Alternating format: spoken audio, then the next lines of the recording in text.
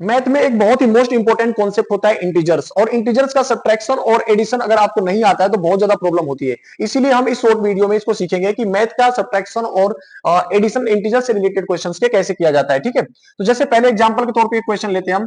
जैसे -7 है और +8 है, ओके, -7 में हमें +8 करना है, तो इसका आंसर कितना आएगा। तो आपको जब भी माइनस और प्लस के क्वेश्चन एक साथ आ जाए तो ये देखना है कि दोनों डिजिट में से कौन सा बड़ा है। तो -7 और +8 में कौन सा बड़ा है, +8 बड़ा है, तो आंसर जो आएगा वो प्लस में ही आएगा। और 8 से 7 को माइनस कर दो, आंसर किसमें आएगा, प्लस। तो इसका आंसर क्या आ गया, +1 आ गया। जैसे सेकंड क्वेश्चन लेते हैं और यहाँ पे माइनस वाले डिजिट को बड़ा ले लेते हैं हम। किसको डिजिट को बड़ा ले लेते हैं, माइनस वाले को। तो जैसे -17 है और +10 है, एक एग्जांपल हमने लिया। ठीक है, अब -17 में और +10 में कौन सा बड़ा है, तो माइनस वाला डिजिट बड़ा है, तो माइनस में आंसर आएगा। ठीक है, तो माइनस कितना आ जाएगा, -17 से 10 को कट कर देंगे तो -7 आंसर आ गया। ठीक है, तो आपको ध्यान देना इतना है ये कि अगर माइनस वाला डिजिट बड़ा है तो माइनस में आंसर आएगा, प्लस वाला डिजिट बड़ा है तो प्लस में आंसर आएगा, बस। माइनस प्लस में ये चीज ध्यान देना। ठीक है, जैसे थर्ड क्वेश्चन करते हैं, -2 और -5। अब इन दोनों में तो ना तो उल्टा तो है नहीं कि एक माइनस का और एक प्लस का है, दोनों सेम ही साइन के, तो -2 और -5 क्या हो जाएंगे, प्लस हो जाएंगे। तो -2 और -5 कितना हो जाएगा, -7 हो जाएगा। ठीक है, तो अगर दोनों ही डिजिट माइनस के होते हैं तो दोनों क्या हो जाते हैं, प्लस हो जाते हैं, और साइन माइनस का लगता है, ये ध्यान रखना।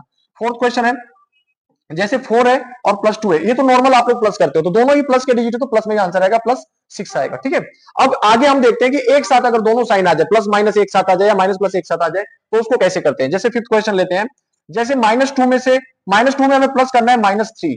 ओके, तो इसको कैसे सोल्व करेंगे, तो कभी भी प्लस और माइनस एक साथ आ जाए तो माइनस का साइन लग जाता है, दोनों को हटा के।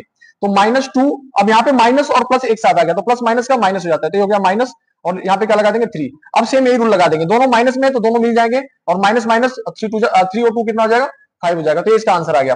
नेक्स्ट हम लेते हैं एक माइनस का और एक प्लस का। ठीक है, जैसे -7 है और फिर माइनस और ब्रैकेट में क्या है, +5 है। ठीक है, अब इसको कैसे करेंगे, तो माइनस प्लस अगर एक साथ आ जाता है, माइनस प्लस अगर एक साथ आ जाए तो क्या हो जाता है, माइनस प्लस का माइनस हो जाता है, तो -7 और माइनस प्लस क्या हो जाएगा, -5, और दोनों फिर माइनस के हो गए, तो -7 और -5 कितना हो जाएगा, -12 हो जाएगा। ठीक है, नेक्स्ट करते हैं, जैसे ये वाला क्वेश्चन है, इसमें दोनों डिजिट प्लस के होंगे, तो आपको ये तो पता ही होगा कि प्लस का हो जाता है। नेक्स्ट करते हैं, जैसे -7 है, माइनस ब्रैकेट में -5 है। ठीक है, तो यहाँ पे क्या होता है कि -7 और माइनस माइनस एक साथ आ गया तो क्या हो जाएगा, माइनस माइनस का क्या हो जाता है, प्लस हो जाता है, तो यहाँ पे क्या हो जाएगा, +5, और -7 और +5 में कौन सा बड़ा है, -7 बड़ा है, तो इसका आंसर क्या आ जाएगा, -2 आ जाएगा। ठीक है, इस तरीके से इंटीजर्स को सोल्व करते हैं।